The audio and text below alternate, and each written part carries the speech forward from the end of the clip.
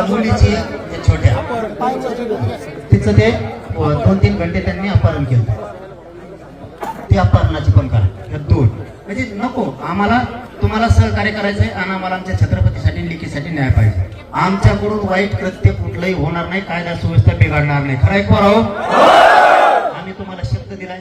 पण मी 25 तारखेच्या नंतर सर ऐकणार. मी 25 तारखेच्या नंतर राज्याला आवाहन करीन.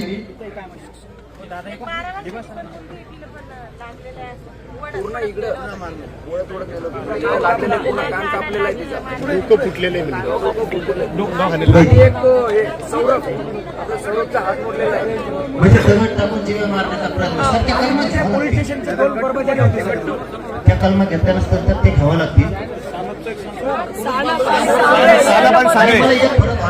व्हिडिओमध्ये असं दिसतं थांब रे, मला ते व्हिडिओमध्ये सर असं दिसतं की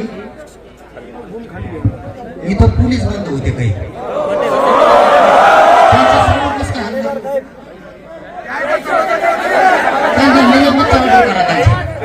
अधिकारी एसपी साहेबांना आहे. एसपी त्यांचे चौकशीचे आदेश दिले, त्यांच्या चौकशीचे आदेश दिले एसपी साहेबांना असं ते म्हणतात. त्यांना निलंबित करून टाका. त्या दोघं तिघे इथं कोण होते त्यांचा समोर हल्ला होणार असला तुम्ही स्टेटमेंट द्या. पुन्हा स्टेटमेंट सांगतो द्या. रात्री त्या घाबरलेलं होतं, स्टेटमेंट त्यांच्याकडून हुकला असं. तुम्ही स्टेटमेंट घ्या, पुरे नावं घ्या. 307 त्याच्या ठिकाणी ते अपहरण केलं त्या मुलीचं एका छोट्या लागलं काढून फाडला. तिचं स्टेटमेंट घ्या, ते गुन्हे दाखल करून त्यांना सगळ्यांना अटक करा. आमची बाकी काही मागणी नाही. तुम्हाला आमच्याकडून पूर्ण सहकार्य आहे. परवा 25 तारखेपर्यंत यांना 25 तारखेपर्यंत सहकार्य करू आपण. यांना आम्ही नाही केलं आम्ही राज्यातून पुण्यातून विदर्भ कसा बाहेर निघत नाही विदर्भाकडे मी बघतो.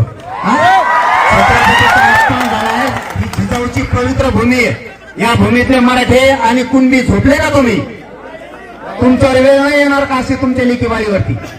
विदर्भ आणि खानदेशातल्या एकाही मराठ्यांनी घरी राहिलेलं मला दिसलं नाही पाहिजे.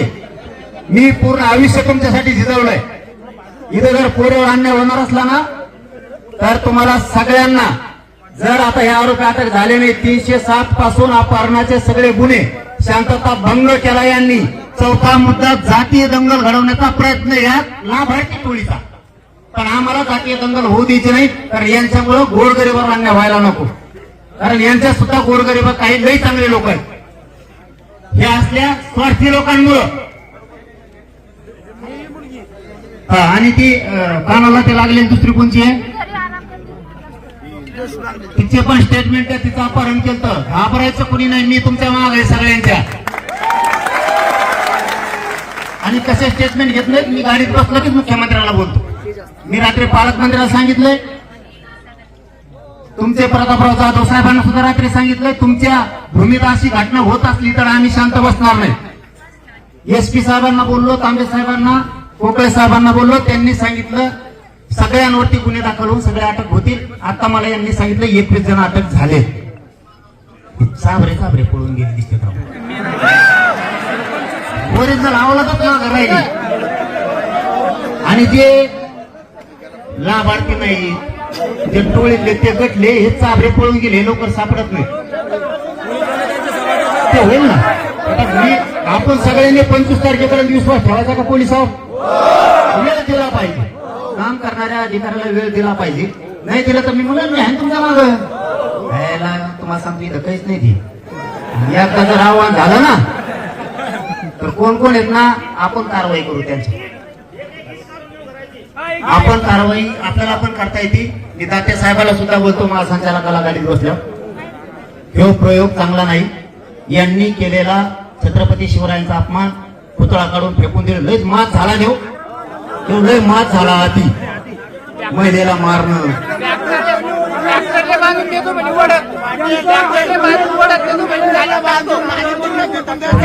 आता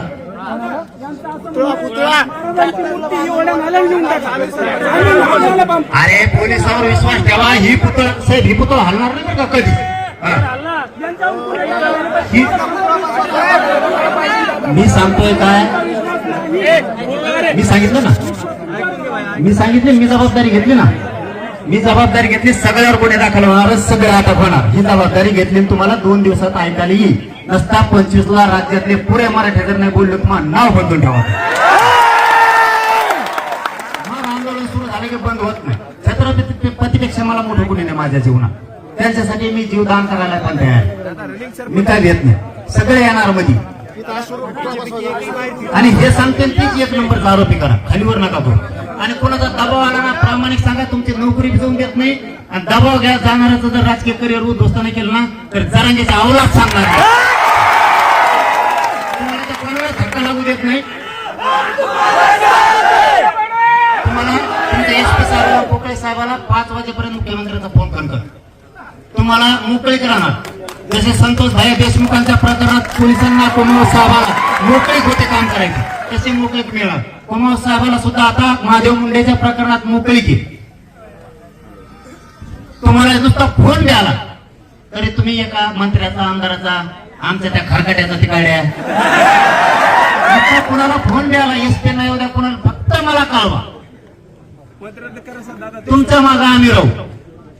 सगळा समाज तुमच्या पाठीशी. ग्रामपंचायत बरखास्त करा आणि त्या जाऊन द्याल मध्ये ग्रामपंचायत चांगल्या चांगल्या धुल्या उलट झाल्या तर सरपंच वाकडे तिकडे झालंय. तिकडे एकदाच नादी लागलं तर वाकडे तिकडे झालंय.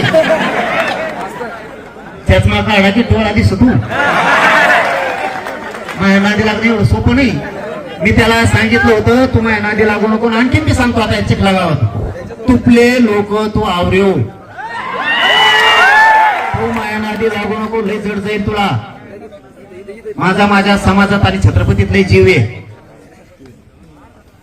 माझ्या समाजासाठी माझ्या किडनॅप पण गेल्यात. मला चालता येत नाही आता. इतक्या वेळ उभं राहिलो मला आता बसता येणार नाही. माय बापा इतके हाल आहेत माझे, पण मी हालत नाही.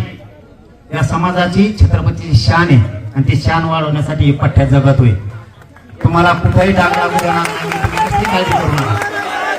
मी हिला रात्री सांगितलं होतं तू अर्ज कर तेव्हा न्याय मिळत. मी सकाळीच येतो.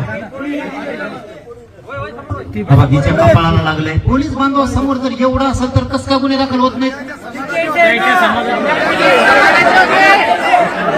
तुला थांबा रे मला विचारू द्या. कोण सानं फानत काय नाही सगळ्यावर गुन्हे दाखल करा. तर पोलिसावर सुद्धा सोडू नका यांना. हे जर आहे बाळा तुला खरं बोलायचं फक्त एक शब्द बोलायचा नाही. मी खऱ्यासाठी काम करणार. तुला 2-3 घंटे कोणी पळून नेलतं का? छोट्या पोरीला नेलतं का? हे कोणी मारलं तुला? मोबाईल सरपंच आणि सरपंचाच्या बायकोनं मारलं म्हणते. लेकरू लेकरू हे देव असतं म्हणते. लेकराला काय कळत हरामखोर. त्यामुळे त्याच्यावरती जीव म्हणजे जीव मारण्याचा प्रयत्न डोक्याला. लेकराला काय लागतं पळायला? हे बघा इकडून मानव सुद्धा त्यांना नरड दाबायचं होतं.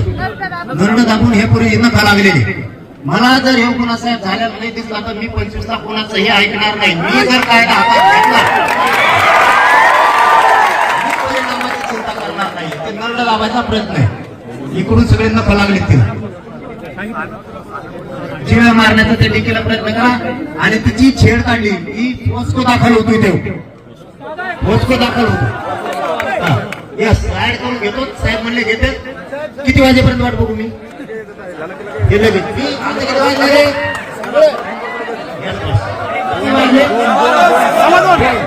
6 वाजेपर्यंत कर्माची वाट बघ. अरे तुम्ही सगळ्या जणात समाजाचे पोलीसवाले सुद्धा हजर होते असं प्रत्यक्षदर्शींचं मत आहे. मग मी सांगतो तुम्हाला. मी सांगतो त्यांनी काय का या पोरीनं यांनी सगळ्यांनी साहेबांबरोबर आणि ताईंबरोबर जाऊ. तुम्ही तुमचे स्टेटमेंट आता मी गेलो की लगेच द्या. लगेच इथंच हा इथंच काय बाजूला पुढे खोलीत बसा. जमन नाही इथंच का पोलीस स्टेशनला द्यायचं काय गरज आहे? तुम्हाला अधिकार येत नाही. जिथे एखाद्या खोलीत बसवा 2-4 जण त्यांना बुळबुळ करायची नाही. कुणी बाकीच्या पोरांनी पोलिसांना लेव द्या. सगळे जण तुमच्या गावातल्या 2-3 हुशार कोण आहेत ते त्यांच्यासोबत फक्त बसा. आणि ज्यांना लागले तक्रार आहेत ते पाय मोडलेले ताई हे सगळे एका जागेवर बसा. आणि तुमची तक्रार द्या. सगळ्यांवरती पोस्को पासून 307 जीवे मारण्याचा प्रयत्न करणे हे सगळे गुन्हे दाखल होणार. मी 7 वाजेपर्यंत वाट बघतो. आता मी 25 तारखेची घोषणा करून टाकतो. कारण महाराष्ट्रातून आम्ही झालो बेजार. तुम्हाला आमचं पण सांगतो. गपरे तुला त्याच्या पुढे काही येतच नाही का? आम्ही झालो बेजार. तुम्हाला खरं सांगतो. रात्रभर फोन आहे